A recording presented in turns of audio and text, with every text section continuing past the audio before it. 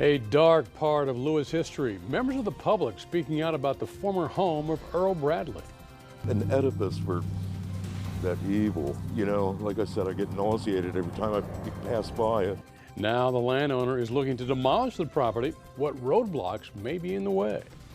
Good evening. I'm Paul Butler. Steve Hammond is off tonight. This is WBOC News at 6. He's been called the worst pedophile in American history. We're talking about former pediatrician Earl Bradley, who was locked away in prison for life in 2011 after being found guilty of raping 103 child patients.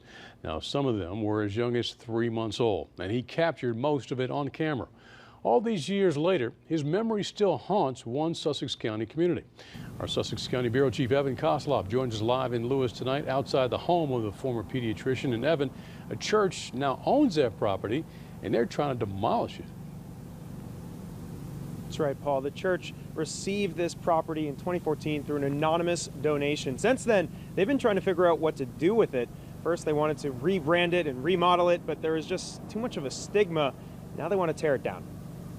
What importance does a building hold? In the end, it's just 4 walls, a roof, some windows, and a door. But for many in Lewes, 344 Savannah means much more. That was the home of Earl Bradley, perhaps the most notorious child predator in American history. As a pediatrician in Lewes, he molested some 103 children before being arrested. Many neighbors say there's now a stigma to that home.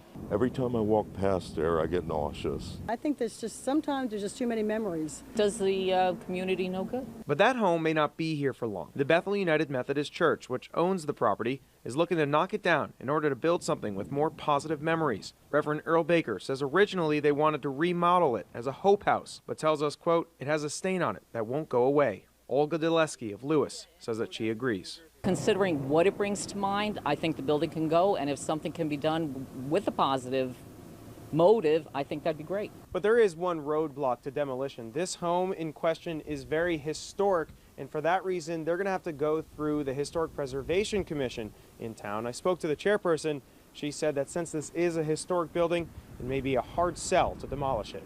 And some, like Susan Maley, do agree that keeping historic buildings is important, regardless of the history. If you tear it down, it's not going to change what happened.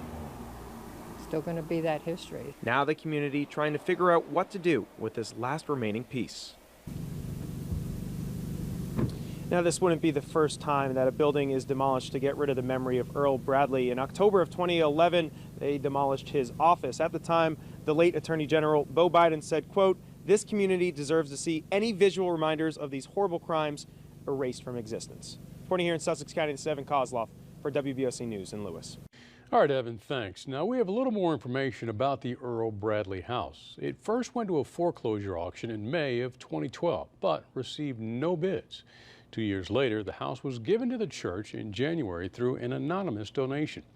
For the last 2 years, no action has been taken by the church as they have tried to find an adequate solution for that property in Sussex County. Now, to take a look back on WBOC's online coverage of the Bradley case, you can now get it on the Web Extra page of WBOC.com.